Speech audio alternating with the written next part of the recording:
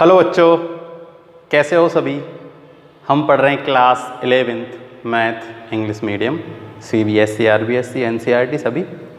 तो अपनी जो एक्सरसाइज 3.4 के हम एग्जाम्पल सॉल्व कर रहे थे, जिसमें हमने क्या सॉल्व कर रहे हैं हम, एक तो प्रिंसिपल सॉल्यूशन और एक जनरल सॉल्यूशन। तो प्रिंसिपल सॉल्यूशन तो हम सब ने कर लिया था, उसके रिलेटेड एग्जाम्पल भी कर लिए थे। अब हम जनरल सॉल्यूशन कर रहे हैं। तो मैंने आप लोगों को कल कुछ फॉर्मूलेज बताए थे, कुछ इक्वेशंस बताई थी कि जनरल सॉल्यूशन में हमें क्या यूज़ करना है। तो देखो, साइन के लिए हमने जनरल सॉल्यूशन में बताया था कि साइन के लिए x इक्वल्स टू क्या होता है, n पाई प्लस -1 की पावर x, n -1 की पावर n एंड y। ये तो है साइन के लिए। किसके लिए है? Sine x equals to sine y की। फिर बात करते हैं कॉस की। Cos x equals to cos y है। तो जो x की वैल्यू है वो कॉस के लिए क्या होती है? वो कॉस के लिए होती है 2n pi plus minus y, 2n pi plus minus y। फिर थर्ड जो है वो है tan x इक्वल्स टू में tan y।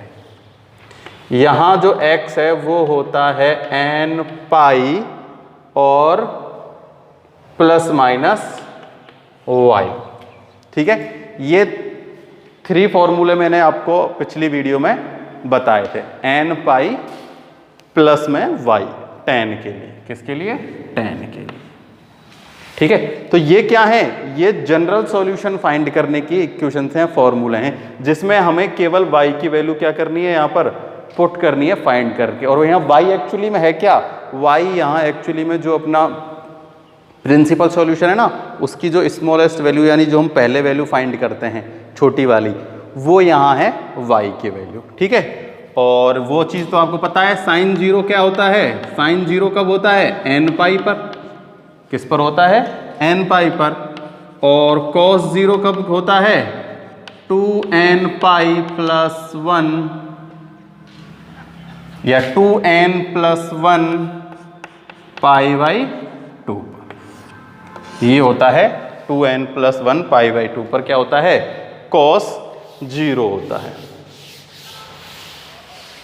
ठीक है, तो इन्हीं इक्वेशन से हम जनरल सॉल्यूशन फाइंड करेंगे। बिल्कुल सिंपल है, एक एग्जांपल हमने कर लिया था। अब देखते हैं हम, अपना एग्जांपल 20 तक सॉल्व हो चुके थे, अब है अपना एग्जांपल नंबर 21, जो कि है cos x इक्वल्स टू 1/2।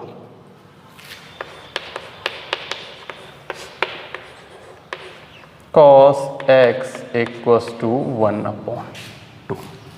ठीक है, तो cos की वैल्यू 1/2 है और पॉजिटिव है। तो देखो, क्वाड्रेंट बनाना है, क्वाड्रेंट बना के करना है ना, ताकि कोई भी मिस्टेक होने के चांस ना हो। फर्स्ट क्वाड्रेंट, सेकंड, थर्ड और fourth quadrant. cos 1/2, cos positive है, तो cos पॉजिटिव कहाँ होता है? एक तो फर्स्ट क्वाड्रेंट में होता है और एक फोर्थ क्वाड्रेंट में cos पॉजिटिव होता है। तो हमें तो किससे, फर्स्ट वाले क्वाड्रेंट से ही कर लेते हैं। तो यानी कि π/2 माइनस थीटा करेंगे तो क्या हो जाएगा? 0 हो जाएगा। क्या हो जाएगा? 0 हो जाएगा। सॉरी, π/2 माइनस थीटा करेंगे तो चेंज हो जाता है ना, π/2 पे क्या होता है? चेंज हो जाता है। तो इसलिए यहाँ तो सीधी वैल्यू आ जाएगी। देखो, हमें पता है cos 1/2 किसकी वैल्यू होती है? cos 1/2।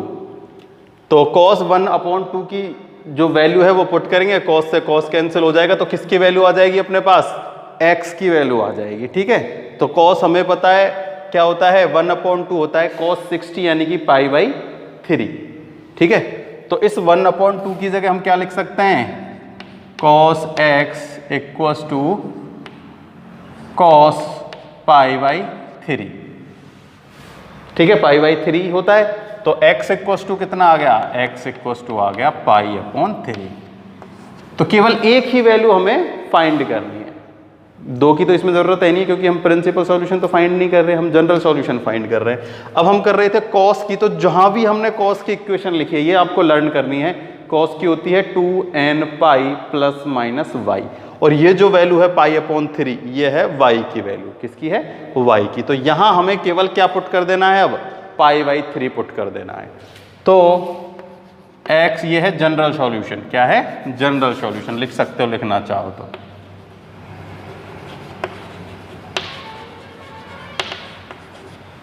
x = 2n pi plus minus y की जगह क्या है, π/3।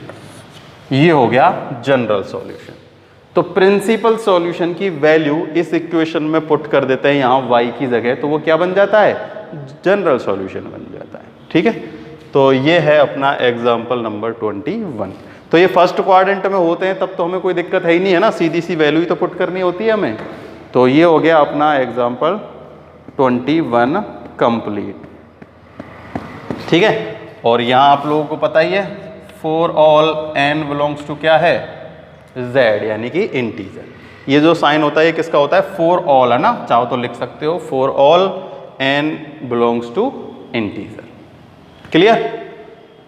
cos x 1/2 का जनरल सॉल्यूशन क्या है, 2n पाई प्लस माइनस π/3। यहाँ n की वैल्यू कुछ भी पुट कर दो, हमेशा 1/2 ही x की वैल्यू पॉजिटिव आएगी।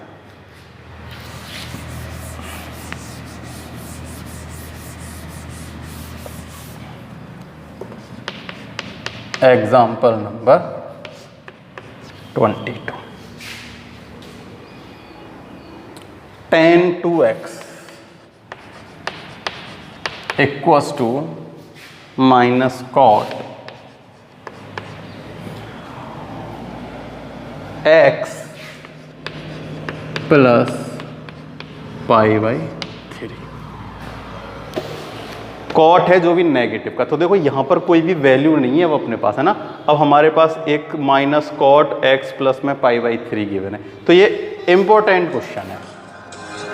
कैसा क्वेश्चन है, इंपॉर्टेंट क्वेश्चन है, अच्छा क्वेश्चन है। ठीक है, तो देखो tan जो है वो नेगेटिव कहाँ होता है, tan नेगेटिव होता है सेकंड क्वाड्रेंट और फोर्थ क्वाड्रेंट में। ठीक है, तो अब हम बात करेंगे किसकी, सेकंड क्वाड्रेंट की। ठीक है, तो सेकंड क्वाड्रेंट में tan नेगेटिव होता है। क्लियर है, तो यानी कि या तो होगा π/2 प्लस थीटा या प्लस में x, या होगा ये कितना है पाई माइनस थीटा। ठीक है, तो अब तक तो हम यूज कर रहे थे पाई माइनस थीटा। क्लियर है, लेकिन अब हम यूज करेंगे π/2 प्लस में x, या फिर यहां भी x लिख लो। अब आप बोलोगे सर इसे क्यों यूज करोगे, क्योंकि हमें इसे चेंज करना है कॉट को, किसमें, tan में चेंज करना है। किसमें चेंज करना है, tan में। देखो अब मैं आप लोगों को बोलता हूं, देखो एक सिंपल सी चीज लिखता हूं, tan, देखो ये तो है 2x, कितना है tan 2x, या देखो tan x जो है इसे मैं क्या लिख सकता हूं, माइनस कॉट कितना π/2 प्लस x, ये लिख सकता हूं। देखो कॉट 90 प्लस थीटा क्या होता है, tan थीटा, माइनस का है तो माइनस माइनस प्लस हो जाता है। कोई दिक्कत वाली बात है क्या, नहीं है। tan को हम चेंज करेंगे किसमें, π/2 प्लस थीटा में, तो ये नेगेटिव ऐसे चेंज हो जाएगा। तो अब हमें चेंज किसको करना है, कॉट को चेंज करना है। किसको चेंज करना है, कॉट को tan में। तो tan 90 माइनस थीटा क्या होगा, tan 90 माइनस, सॉरी यहां क्या आएगा, tan 90 प्लस थीटा में होगा, क्योंकि सेकंड क्वाड्रेंट में आएगा ना। तो 90 प्लस थीटा, तो 90 यानी कि π/2, तो tan 90 यानी कि π/2 प्लस में थीटा या x, तो उसकी वैल्यू क्या है, इसे बड़ा ब्रैकेट x प्लस में π/3। आई बात समझ में। कॉट को मैंने tan में चेंज किया है, तो देखो ये पहले से नेगेटिव है। अगर आप कॉट को चेंज करते, किसको चेंज करते, कॉट को, यानी कि कॉट x को चेंज करते, तो क्या आता, minus tan pi by 2 plus x plus में पाई बाई 3, अगर इसी वैल्यू पे चेंज करते तो ठीक है। tan को अगर वैसे ही सिंपली चेंज करते तो क्या होता, पाई बाई 2 प्लस एक्स, ये होता कि cot x इक्वल टू होता minus ten pi by 2 plus में x। और अगर हम चेंज कर रहे हैं माइनस cot x को, किसको, माइनस cot x को, तो ये क्या हो जाएगा, टेन पाई बाई 2 प्लस में x। माइनस cot x क्या होता है, टेन पाई बाई 2 प्लस में x। चाहो तो मैं इस लाइन को इधर आप ऊपर यहां लिख सकते हो, कौन सी लाइन को, इस लाइन को, ठीक है। केवल अब x की वैल्यू चेंज हो जाएगी। x की वैल्यू क्या है, ये, तो देखो tan का तो tan, पाई बाई 2 का पाई बाई 2, और x की वैल्यू ये जो है पाई प्लस में पाई बाई 3, और यहाँ माइनस कॉट था तो ये पॉजिटिव का tan आएगा। अगर यहाँ होता कैसा कॉट, तो ये होता माइनस का tan। क्लियर है, सेकंड क्वाड्रेंट में माइनस का होता है, लेकिन वो पहले से ही माइनस का है, तो माइनस माइनस प्लस हो गया। आई ना समझ में। तो इसको चाहो तो आप साइड में कहीं लिख सकते हो कि माइनस कॉट एक्स होता है टेन पाई बाई 2 प्लस में एक्स।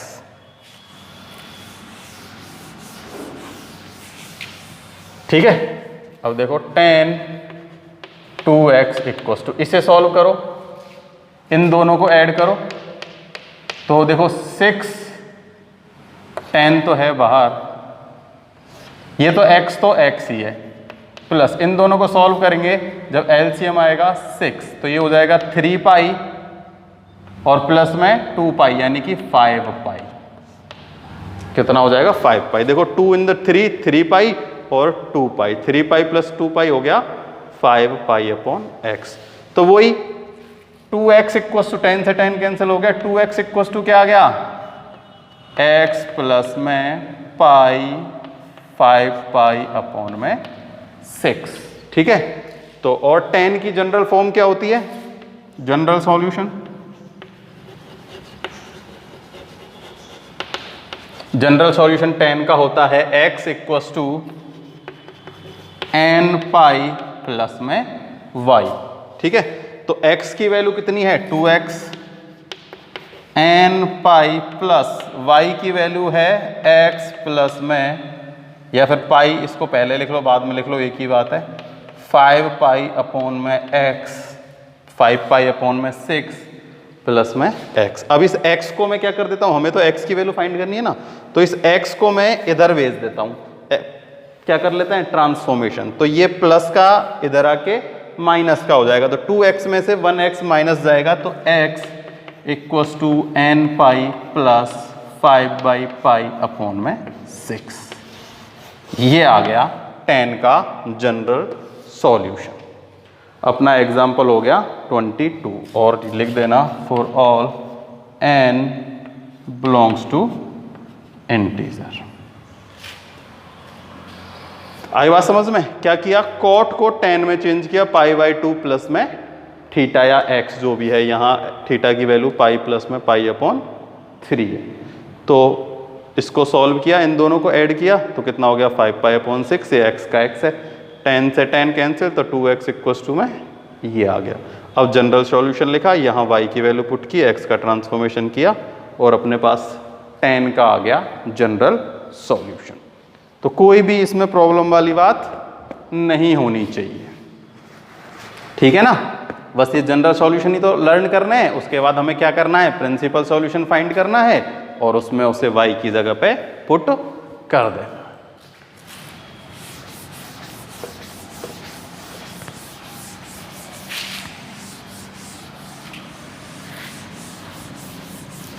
अच्छा क्वेश्चन था ये, ना।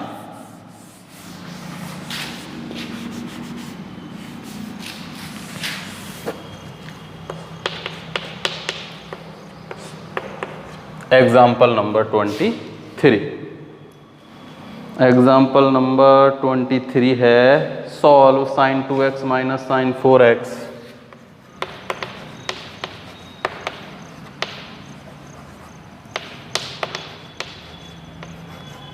माइनस साइन 4x प्लस में साइन 6x इक्वल्स टू 0। ठीक है, तो अब ये भी थोड़ा सा जैसे जैसे आगे जाते जाएंगे थोड़ा सा स्टैंडर्ड बढ़ता ही जाएगा क्वेश्चनों का, अब तक तो सिंपल सिंपल से। ठीक है, तो देखो हमें क्या करना है, वही सब कुछ फॉर्मूले का निचोड़ करना है, ये देखना है कि कौन सा फॉर्मूला पुट में होगा। तो देखो ये साइन और ये साइन पॉजिटिव है, तो मैं इनको एक साथ लिख लेता हूँ, इस नेगेटिव वाले को बाद में लिखता हूँ। ठीक है, देखो ऐसा मैं क्यों कर रहा हूँ, क्योंकि देखो 2x और 6x होता है 8x, अपॉन में 2 करेंगे तो कितना आ जाएगा, 4x आ जाएगा। ठीक है, अगर हम इन दोनों में फॉर्मूला लगाएंगे ना तो नेगेटिव का है ये ना, तो ये सही नहीं है, तो इसलिए हम इसमें पॉजिटिव वाला फॉर्मूला लगाएंगे। ठीक है, तो इसे मैं कैसे लिख सकता हूँ, देखो ऐसे लिख सकता हूँ, साइन 2x प्लस में साइन 6x माइनस में साइन 4x इक्वस टू में 0। अब देखो साइन c प्लस में साइन d वाला फॉर्मूला लगेगा, है ना, क्या होता है, प्लस में है तो 2 साइन c प्लस d यानी कि 8x अपॉन में 2 तो हो गया 4x। फिर होता है cos 2 माइनस 2x में से माइनस करेंगे 6x तो माइनस का 4x, उसमें डिवाइड देंगे तो माइनस का 2x, लेकिन cos जो है वो माइनस को क्या कर जाता है, खा जाता है, इसलिए मैं सीधा क्या लिख देता हूं 2x। ठीक है ना, कंफ्यूज होने की जरूरत नहीं है कि माइनस का बचेगा, cos जो है वो माइनस को खत्म कर देता है ना। आगे बात समझ में, हमने फॉर्मूला इसलिए लगाया क्योंकि देखो यहाँ साइन 4x है ना, और यहाँ भी क्या बन गया साइन 4x, तो मैं अब साइन 4x कॉमन ले सकता हूँ। क्या ले सकता हूँ, कॉमन। तो देखो साइन 4x कॉमन लिया तो यहाँ तो बचेगा 2 cos 2x minus 1 equals to 0।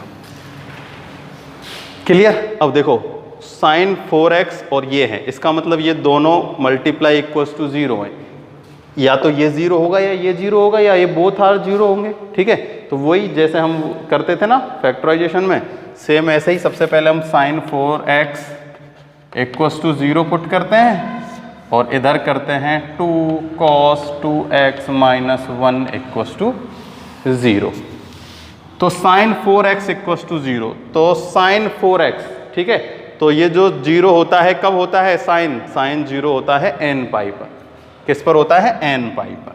तो 4x इक्वस टू हो गया n पाई, क्योंकि हमें पता है साइन 0 कब होता है, 4 पाई पर, तो जो x की वैल्यू आएगी वो होती है n पाई अपॉन में 4। n पाई का मतलब पता है क्या है, यहाँ n की कोई भी वैल्यू पुट कर दो, साइन की वैल्यू 0 ही होगी, क्योंकि देखो साइन की वैल्यू 0 कहाँ होती है, पाई पर 0 होती है, 2 पाई पर 0 होती है, 3 पाई पर 0 होती है, 4 पाई पर 0 होती है, पॉजिटिव हो या नेगेटिव सब पे साइन की वैल्यू 0 होती है। ठीक है, तो यहाँ से जो x आ गया वो आया है पाई बाई 4, तो एक तो अपने पास ये हो चुका है। अब हम इसे सॉल्व कर रहे हैं, तो देखो ये 1 का ट्रांसफॉर्मेशन करेंगे तो पॉजिटिव और 2 से उसमें डिवाइड दे देंगे, cos 2x इक्वस टू आ गया 1/2, तो 1/2 यानी कि 2x 1/2 कितना होता है, पाई बाई 3, पाई बाई 3 होता है ना।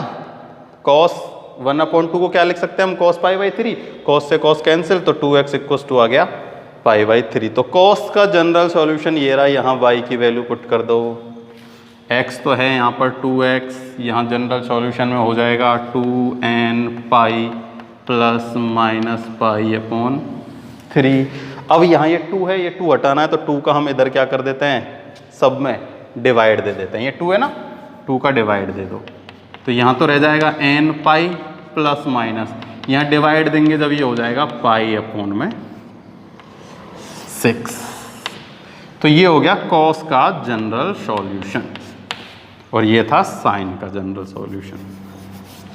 ठीक है, तो दोनों के अपने पास क्या आ चुके हैं, जनरल सॉल्यूशन आ चुके हैं, n पाई प्लस माइनस 6 और ये, और दोनों में क्या लिख देना है कि जो n है बिलोंग्स टू कर रहा है किसको, इंटीजर को, फॉर ऑल, सेम यहाँ for all n belongs to z। ठीक है, आई समझ में। सबसे पहले हमने क्या किया, देखा कि इक्वेशन में क्या फॉर्मूला पुट हो सकता है, तो हमने कौन से फॉर्मूला यूज किया, हमने फॉर्मूला यूज किया यहाँ पर sine c plus sine d वाला। कौन सा यूज किया है, sine c plus sine d, क्या होता है 2 sine c plus d upon 2 cos c minus d upon 2। ये फॉर्मूला हमने यूज़ किया, जिसकी हेल्प से ये आ गया। यहाँ पर sin 4x कॉमन लिया तो बच्चा 2 cos 2x माइनस 1। एक बार तो 4x इक्वस टू 0 किया, एक बार इसको इक्वस टू 0 किया। तो 0 क्या होता है, साइन n पाई पे होता है, तो x की वैल्यू 4 से इधर डिवाइड दे दिया। यहाँ 1 का ट्रांसफॉर्मेशन किया 1, फिर इस 2 से इधर ले आए तो 2। cos π/2 होता है, cos 1/2 होता है कितना, π/3। तो ये है 2x equals to π/3। General solution में π/3 की वैल्यू पुट की, 2 से डिवाइड किया। ठीक है, तो ये हो गया अपना एग्जाम्पल 23। अब अपने पास लास्ट एग्जाम्पल है इस एक्सरसाइज का। क्या है, last example, question number example number 24। ये जनरल सॉल्यूशन जरूर याद कर रहे हैं ना, इनको अच्छे से लर्न कर लेना।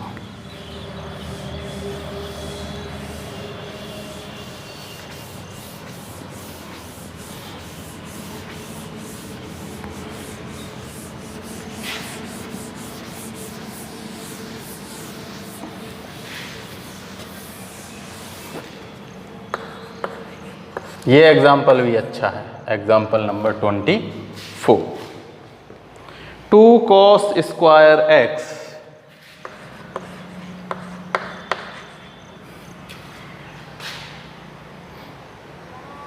Plus 3 sin x equals to है 0। ठीक है, तो देखो इसमें कोई सीधा फॉर्मूला तो पुट हो नहीं रहा। क्या नहीं हो रहा, कोई भी सीधा फॉर्मूला पुट नहीं हो रहा। तो हम क्या करते हैं, इस cos को साइन की फॉर्म में चेंज कर देते हैं। हमें पता है cos स्क्वायर x क्या होता है, 1 माइनस साइन स्क्वायर x। ठीक है, तो cos को हम चेंज कर देते हैं 1 minus sign square x plus में 3 साइन x इक्वस टू 0। और 2 से मल्टीप्लाई कर दो, 2 minus 2 sine square x plus में 3 साइन x इक्वस टू 0।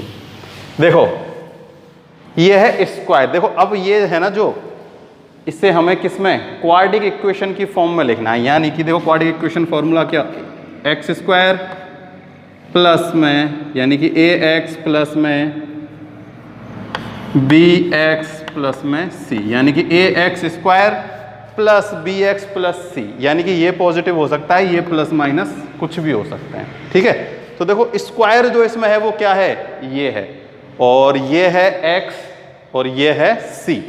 ठीक है, तो इसको हम आगे लिखेंगे और इसको पॉजिटिव करेंगे, तो इसलिए मुझे माइनस से सब में क्या करना होगा, मल्टीप्लाई करना होगा।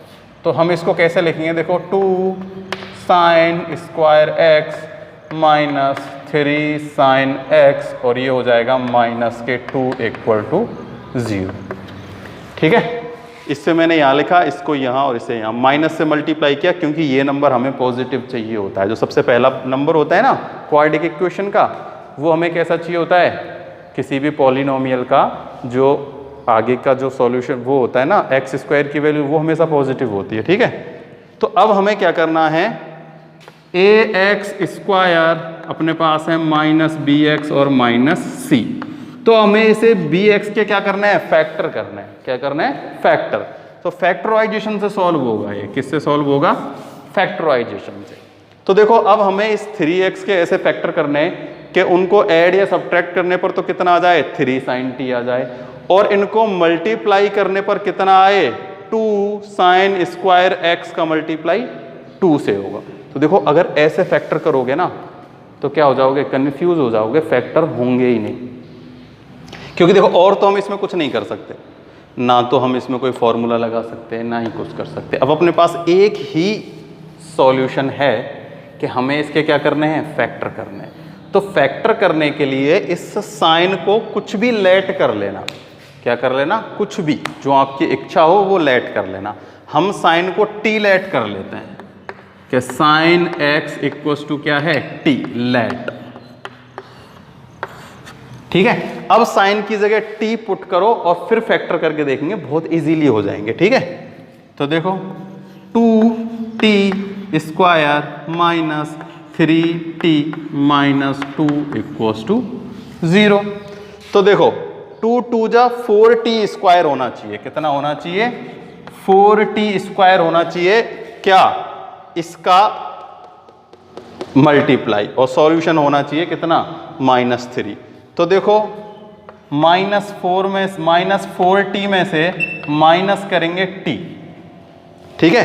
तो देखो सॉरी प्लस करेंगे t, तो कितना आएगा? -3t, और ये भी 2 × 2 -4t स्क्वायर है, और इन दोनों का मल्टीप्लाई करो कितना आएगा? -4t square. तो देखो इनको ऐड करने पर तो आ गया -3t, और मल्टीप्लाई करने पर आ गया -4t स्क्वायर। तो इसके जो फैक्टर है ना, अब इजीली फैक्टर हो गए, ठीक है? तो 2t स्क्वायर -4t प्लस के t -2 इक्वल टू 0। अब देखो यहां से कॉमन अपने पास क्या आएगा? 2t। फैक्टराइजेशन करना तो सबको आता होगा ना, 10th में खूब फैक्टराइजेशन किए हैं। 2t कॉमन लिया तो क्या बचेगा? t -2। यहां से कॉमन लेंगे +1 तो बचेगा t -2 इक्वल्स टू 0। तो देखो क्या हो जाएगा? t -2 कॉमन आ जाएगा, t -2, और एक है अपने पास 2t प्लस में 1 इक्वल्स टू 0। क्लियर? तो देखो अब या तो ये 0 है या ये 0 है। अब अपने पास सॉल्यूशन आ गया मल्टीप्लाई में। यहां मल्टीप्लाई में नहीं थे, यहां हम इसको या इसको या इसको ऐसे 0 पुट नहीं कर सकते थे। देखो अब या तो ये 0 है या ये 0 है, ठीक है? अब हम t की वैल्यू वापस साइन रख देते हैं। क्या रख देते हैं? साइन। तो t यानी कि साइन x -2 इक्वल्स टू 0 है, ठीक है ना? या फिर 2 sin x + 1 इक्वल्स टू 0 है। ये मैं मिटा देता हूं, ठीक है ना? इसकी कोई जरूरत नहीं है अब। तो यहां से sin x की क्या वैल्यू आ गई? sin x की वैल्यू आ गई 2। कितनी आ गई? 2। और यहां ये तो हो जाएगा -1, तो sin x की वैल्यू आ जाएगी कितनी? -1/2। माइनस सी जाएगी ना, प्लस 2t प्लस में 1, तो sin x की वैल्यू कितनी आ जाएगी? -1/2। ठीक है? तो यहां कोई भी प्रॉब्लम नहीं होनी चाहिए। अब देखो sin x की वैल्यू कितनी आ गई? 2 आ गई। बल्कि हमें पता होता है कि जो sin की वैल्यू होती है वो कहां से कहां तक होती है? -1 से और 1 के बिटवीन होती है। होती है नहीं होती? होती है। तो यहां हम लिख देंगे s0 = 2। तो इसका सॉल्यूशन हो गया यहीं खत्म, क्योंकि x की वैल्यू 2 हो ही नहीं सकती है ना, क्योंकि sin x 2 नहीं हो सकता। sin x हमेशा -1 से 1 के बिटवीन ही होता है। ये हमने जब वीडियो स्टार्ट की थी 11th की शुरू में, तब हमने आप लोगों को इनके डोमेन और रेंज बताए थे ना।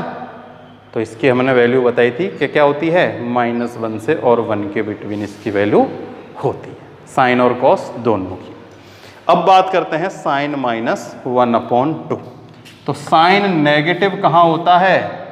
थर्ड क्वाड्रेंट में। थर्ड क्वाड्रेंट बोलो तो पाई प्लस में x। क्या होता है? पाई प्लस में x। तो pi plus x third quadrant है ना। तो इसकी वैल्यू हमें पता है कितनी होती है? साइन 1/2 की ये होती है π/6, यानी कि साइन 30। ठीक है? तो π/6। तो इसे हम कैसे लिख सकते हैं? देखो साइन x = ये हो जाएगा कितना? साइन π/, ऐसे लिख लेते हैं, चलो साइन पाई प्लस x। पहले x की वैल्यू लिख देता हूं मैं। पहले x की वैल्यू कितनी है? -π/6। ठीक है? x की वैल्यू -π/6 है। तो अब हमने थर्ड क्वाड्रेंट में, तो साइन पाई प्लस x यानी कि -x कितना हो जाएगा? π/6 = -1/2। तो ये हो जाएगा साइन 5 पाई अपॉन में 6। कितना आ गया? साइन 5 पाई 6 इक्वस टू ये -1/2 है ही, तो इसकी तो कोई ज़रूरत है ही नहीं, यानी कि x इक्वस टू कितना आ गया अपने पास? π/6, 5 π/6 कितना आ गया? 5 π/6 की आ गया इसमें। ठीक है, तो कुछ भी नहीं करना, अब हमें इसमें क्या करना है, केवल उसमें वैल्यू क्या करनी है, पुट कर देनी है। ठीक है, तो देखो कितना होता है, ये होता है, अच्छा पाई प्लस एक्स है, थर्ड क्वाड्रेंट में पॉजिटिव कैसे होता है? पाई प्लस एक्स, ये पाई माइनस एक्स लिख दिया। तो देखो साइन एक्स, ठीक है, इक्वल होता है किसके? अगर हमें माइनस में लेना है तो किस में होगा ये? Sine pi plus x. एक ही बात है, साइन एक्स माइनस ये π/6, इसकी वैल्यू हम पुट कर देते हैं, तो साइन एक्स इक्वल्स टू ये हो जाएगा साइन पाई प्लस में π/6। ठीक है, प्लस में होता है थर्ड क्वाड्रेंट में, तो ये हो जाएगा 6 + 1 7 π/x। ठीक है ना, तो x की वैल्यू यहाँ से आ जाएगी कितनी? 7 पाई अपॉन में 6। क्लियर? ये अपने पास क्या आया है? ये अपने पास आ गया प्रिंसिपल सॉल्यूशन। क्या आ गया? Principal solution. इसको साइन में पुट कर दो, कहाँ रहा? ये रहा n pi plus -1 n, y की जगह क्या पुट कर देंगे? केवल 7 पाई अपॉन में 6। n पाई प्लस -1 की पावर n और 7 पाई अपॉन में 6। ये हो गया अपने पास जनरल सॉल्यूशन। Question number 24। तो अपने पास एग्जाम्पल हो गए कंप्लीट। वही लास्ट में क्या लिख देना है? n belongs to z। आई बात समझ में? देखो ये तो x इक्वल्स टू 2 नहीं हो सकता, सिंपल सी बात है। ऐसे क्वेश्चन हम कई बार कर चुके हैं। साइन -1/2, तो माइनस कहाँ होता है? थर्ड क्वाड्रेंट में, साइन पाई प्लस में x। तो साइन x इक्वल्स टू क्या है? साइन पाई प्लस में x, यानी कि माइनस साइन x। x की वैल्यू कितनी है? π/6। तो यहाँ पॉजिटिव है तो यहाँ पॉजिटिव ही लेंगे, क्योंकि ये साइन पाई प्लस π/6 ही तो होता है, क्या माइनस का साइन। तो यहाँ आना क्या चाहिए? माइनस के π/6 आना चाहिए। तो अब इसको सॉल्व करेंगे तो माइनस के π/6 ही आएगा, क्योंकि साइन पाई प्लस थीटा क्या होता है? माइनस साइन थीटा, है ना। तो यहाँ से साइन कैंसिल, x की वैल्यू आ गई π/7 पाई अपॉन में 6। इसको हमने यहाँ पाई की जगह पुट कर दिया। तो एग्जाम्पल तो हो चुके हैं कंप्लीट। एक्सरसाइज नेक्स्ट वीडियो से स्टार्ट करेंगे, आप भी ट्राई करना करने की, और मेरे को वीडियो के नीचे कमेंट करके बताया करो कुछ। ठीक है ना, कि समझ में आ रहा है, नहीं आ रहा, कोई प्रॉब्लम है नहीं है, कुछ तो बताया करो। ठीक है, थैंक यू।